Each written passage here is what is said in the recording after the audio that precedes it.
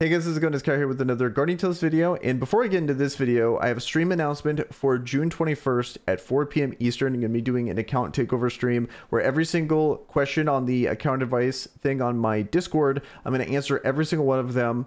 That's going to be the whole focus of the stream, answer all of them, and I'm also going to record them also and then periodically drop them as videos if you missed the stream. But be sure to be there. I don't know how long the stream is going to go for. I don't know how long this is actually going to take, but it's probably going to be pretty long. But be sure to hop in if you guys want to check it out. I'll be streaming on YouTube, so you'll probably get the notification on here, but just keep a lookout for that. That once again, that is 4 p.m. Eastern time on June 21st. So with all that out of the way, let's get into the video here. I'm just going to rapid fire quickly go over my opinion on each one of these merch items you can get here in Guardian Tales and which ones I'm focusing on, which ones I use consistently. I want to make this accessible for people regardless of where you're at in the game. I don't want to spend too much time on each one. I just want to quickly go over so you can get a quick idea of what I think about each one of these merch items here. And if you're not familiar with how merch works in this game, is every single blueprint that you pick has one specific unique that you can get at a 3% chance.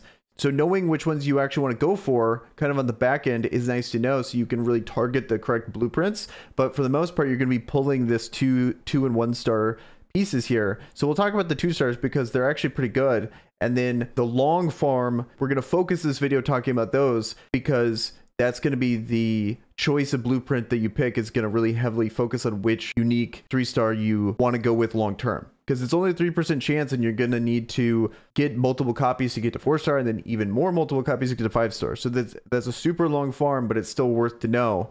So you can at least have a goal long term for you. Okay, so the first one here, we got Mysterious Vending Machine Coin Bank.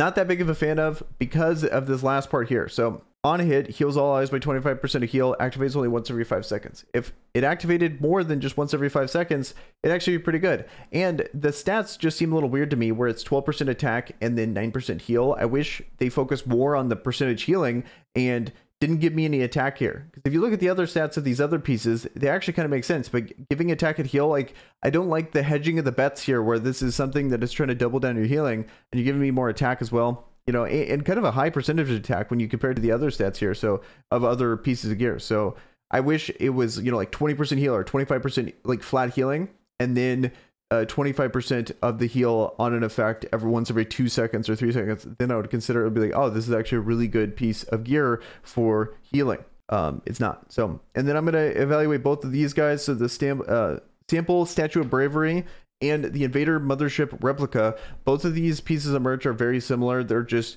inverse on how much health that the enemy has. I think these two are really good. I really like to focus on rating. So the one I've personally been focusing on is the Sample Statue of Bravery, because increased damage by 20% to enemies with HP more than or equal to 40%. I think this is the best damage item in the game. Once you have it at 4-star, it beats every other merch in damage. That's why I like this one. I'm going for 5-star of this. I'm pretty much going all in on this merch here. I also, if I can't get this one, I go for the blueprint, the cylindrical blueprint to get Invader Mothership Replica, just because might as well at least try to be targeting something like this here for it. But I happen to randomly keep pulling Ogma's plastic model, so I'm probably just going to double down. If I can't get the correct blueprint for this guy, I'm just going to keep pulling this one because I actually think this one's kind of good. I'm getting a little ahead of myself here, but that's me personally what I'm going to be doing for my account is getting one of the two there. Only if I can't keep getting this one. But I think this is really good. Just quickly, really, it's the best damage merch in the game. But obviously you're going to need to activate its condition where they need to have, in this situation, increases damage by 20% to enemies with HP more than or equal to 40% HP. So in rating, you can take use of it the entire encounter. Any other piece of content is going to stop working at a certain point of health percentage, obviously.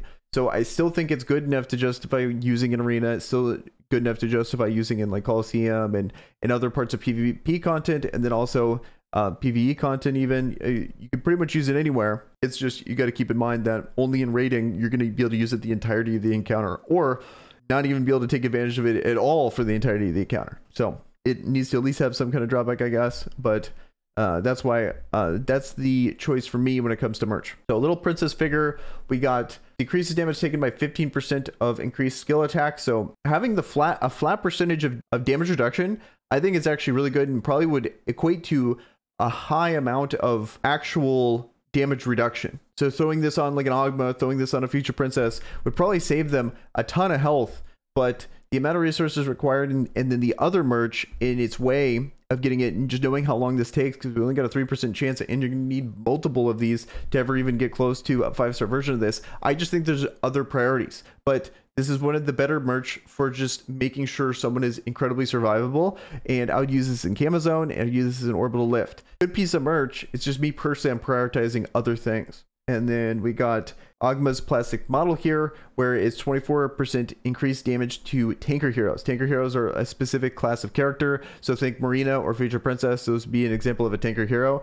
It's only going to be used in PvP content, either Coliseum or Arena, but obviously it's best used in Coliseum, as long as the meta is favoring a tanker hero in the front line. So currently we have Future Princess literally ran everywhere. So this would actually be really good to throw on your backline units, do 24% increased damage, really try to melt down that Future Princess, and then a little bit more of a risky situation to use it in PvP. But like, for example, you throw it on your Nari and you just hard counter a Future Princess, just can completely melt her with an extra 24% damage here. So that would be another idea to use for this guy. So I think it's a good piece of merch. This is going to be kind of my backup option because I've pulled 2 of them. Might as well go for the 5-star if I can't get the correct blueprint to farm this guy here. Next, we got Ice Witch t-shirt. This one, from a damage perspective, gets beat out by a lot of different merch, like Mayril's Cushion, sample statue of Bravery, the replica, because of this essentially the same thing, and also the elemental one. So I think it's kind of on the low tier when it comes to these merch items. But the captain was making a good point, saying that it would be good in co-op because you're getting AoE, you're spreading this effect, it's active every 2 seconds. You can AoE melee characters, like for example Lynn would be a good character that you can use. AoE him down, it procs these extra 25% of her DPS a ton of times. She has a really high base DPS because of her, or she has really high base attack, so a really high DPS amount. So 25% of her specific amount would be a ton of damage, especially in an AoE environment. Good piece of merch, but in a very niche case, if you're looking for damage, there's better ones out there. And all the same things I applied to that one would also apply to Mouse Nari Cushion. It's the same effect, but for ranged. If you're looking for damage, there's better ones out there. If you want AoE in like a co-op environment, if you really want to min-max that, sure. But there's better DPS options out there if you're looking for raw DPS. Okay, now we got Smiley Face Cushion. This one's kind of on the same level of Little Princess Figure, where it's just a really good tanky piece of merch here. And 12% HP, 15% shield increase. So obviously you're going to want someone that has a lot of raw defensive stats to really maximize how much you're taking on that shield in situations where you can have multiple battle starts. I believe this, I want to say this works at the beginning of every arena start. So if you beat someone and then the match starts over, then it's going to count as a battle start. But I'm not 100% sure on that. Definitely correct me if I'm wrong down in the comments below. But that would be a really nice benefit in an arena perspective if you're using this guy. So you beat one of their members and then you get to have an extra shield there. So they get so much extra survivability. Also, I do like 12% HP, especially in like Coliseum or Arena, because those places, they multiply the amount of HP you have. So having a higher percentage of HP is going to be better than defense in those scenarios because that stat gets multiplied. So definitely a good piece of merch, but me personally, I just prioritize other pieces of merch over this because I like the more damage options versus the tankier options, just in my opinion. That's what I'm prioritizing. So that's all the unique ones. Let's talk about the good natural 2-star ones. Maybe it comes down to, I think Mayril's Cushion is amazing. The rule of thumb when it comes to damage is if you have a skill damage increase party buff on one of your characters, you're not going to use this one. This is for teams that you run that don't have the skill damage increase on the party. So think if you have Ori, if you have Veronica, those characters, if you have Grimmery, don't run this. Run the elemental ones. Run these ones. But if you don't, definitely run Mayril's Cushion. And I think Mayril's Cushion is a really good one. Out of the natural 2-stars, I believe this is the only one that does the attack increase. Not only do you get, for leveling it, more attack, but you're getting extra skill damage and you're getting a little bit of HP. So I think this is one of the, overall, from a generic perspective, I think this is the best natural 2-star piece of merch. And then in all other scenarios, you're going to want to run these ones, the respective element piece of merch here. And then pretty much all the other ones are mostly trash, in my opinion. I don't find myself running minus 0.4% or minus 0.4 seconds of weapon skill regen time on enemy kill. That is so niche. I would never run that. And then also plus 4 HP recovery on enemy kill. Maybe there's something out there. There's some kind of content that you can use this, but I would rather just have the more damage. Make sure you kill the enemy versus trying to recover my HP. I've just never found a use for this. If anyone has a use for it, definitely let us know down in the comments below. But I think it's mostly trash. Definitely level all of these up, even if you do not use them, so you could take advantage of the percentage bonus here in the merch shop. As you can see, I got an awesome 2.4% right here. So, you know, game changing, I know.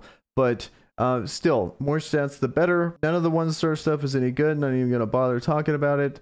That's going to do it for this video. Let me know in the comments below if you have any questions or if you agree or disagree with anything I'm saying here in this video.